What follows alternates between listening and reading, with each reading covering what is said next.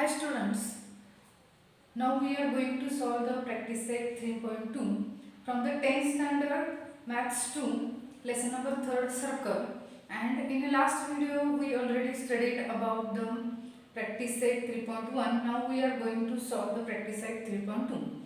You can see the how it is the practice set 3.2 we can solve here. There is first question given that two circles are internally touching, means in this way bigger one circle is outside and smaller one circle is inside or interior of the bigger circle. They also gives us that the radius of two circles, radius of smaller one circle is 3.5 centimeter and radius of bigger one circle is 4.8 centimeter. Now see here I am assuming that, let us assume R1 is equal to 4.8 centimeter and R2 is equal to 3.5 centimeter. Now how can we find the distance between two radii of the circle? Here see the smaller one circle's center is O and bigger one circle's center is P. Now we have to subtract the radii of two circles and then we can find the distance between centers of two circles. Now see here distance PO means R1 minus R2. Therefore I am always assuming as a bigger radius as a R1. R1 minus R2 is equal to, R1 means what? 4.8 minus R2 means what? 3.5 centimeter. Now 4.8 minus 3.5 is equal to 1.3 centimeter. Now we can say that the distance between radii of two internally touching circles are subtraction of their radii, means subtraction 4.8 minus 3.5 is equal to 1.3. Second question, they told us that two circles are touches internally, externally. If two circles are touches externally and we have to find out the distance between their radii. Now see here how can we find out the distance between their radii? Here is center P and smaller one circle center O. We can easily see here, if we add the radii of two circles then we can easily find out the distance between. Let's assume that R1 is equal to 4 centimeter, which is the radius of bigger one circle, and R2 is equal to 2.8 centimeter, which is the radii of smaller one circle, and we have to find the distance between centers of two circles. Then we have to add the radii R1 plus R2. If circles are touches internally, then we have to subtract their radii, and circles are touches externally, then we have to add their radii. 4 plus 2.8. In this way we can say the distance between centers of two circles is 6.8 centimeter. They told us to draw two circles touching internally or externally. Here we can see these two circles are touches externally. Bigger one circle's radii is 4 centimeter and smaller one circle radius is 2.8 centimeter.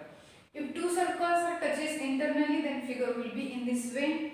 Bigger one circles have radius 4 centimeter and smaller one circle have radius 2.8 centimeter. In this way we can draw the figure. In fourth example, this is circle with a center P and this is bigger circle with center Q.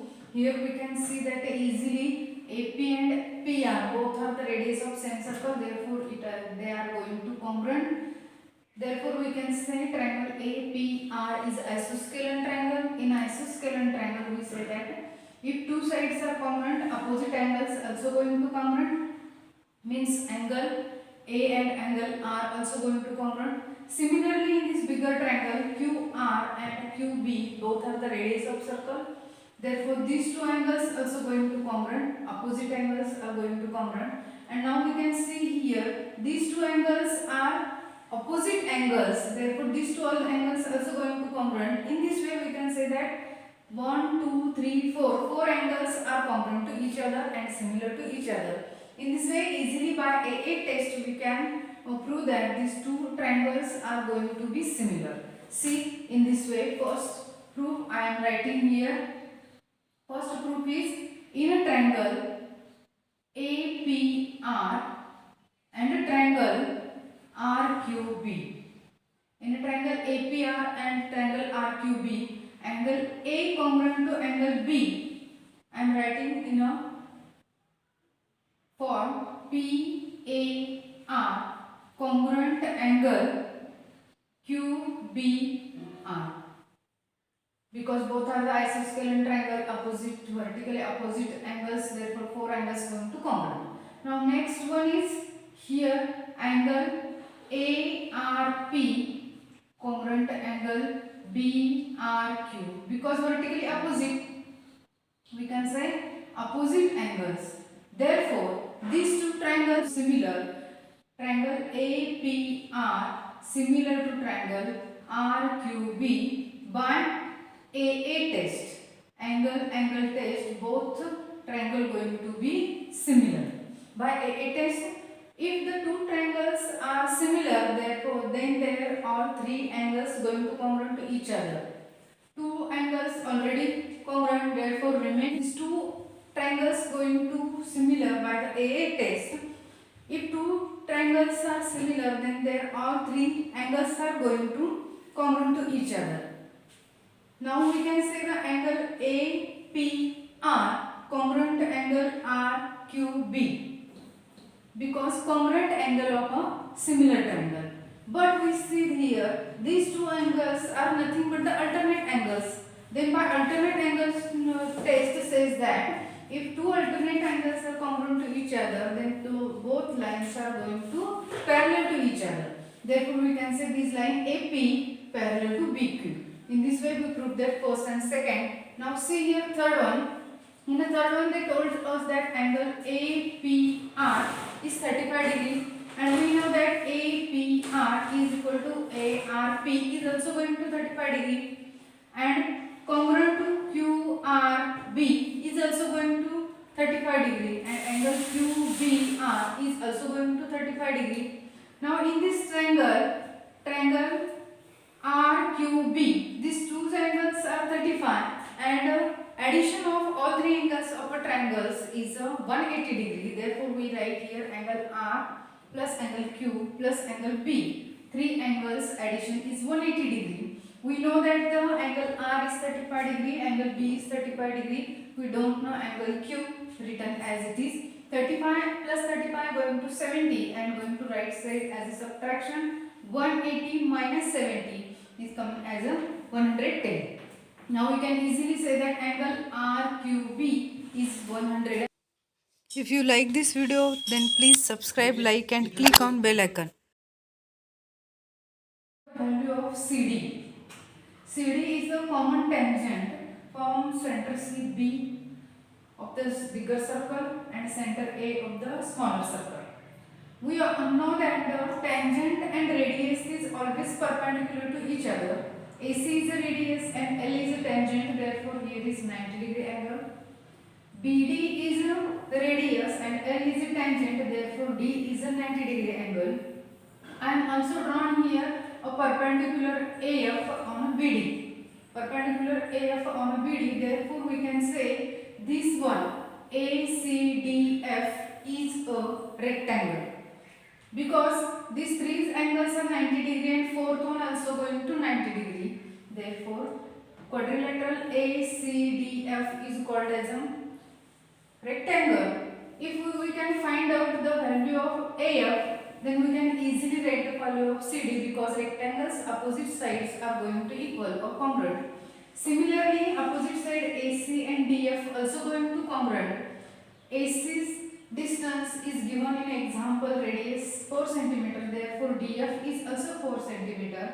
Total DB is 6 cm. DF is 4 cm, therefore we can say BF is going to 2 cm. And AE is a radius of smaller circle 4 cm. EB is a radius of a bigger circle 6 cm, therefore we can say total AB is 10 cm. And triangle AFB is a right angle triangle, therefore triangle AFB, in a triangle AFB by Pythagoras theorem,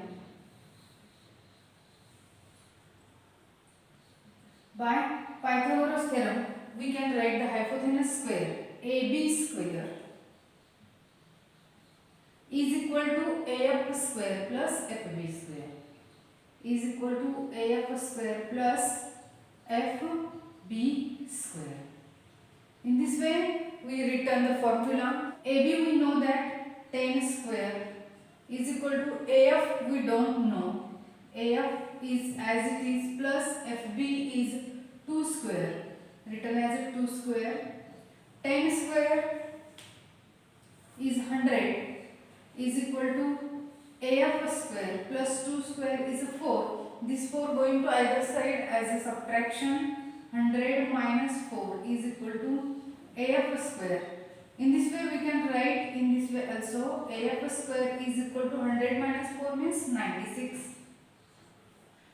We have to find out the AF, therefore taking here square root.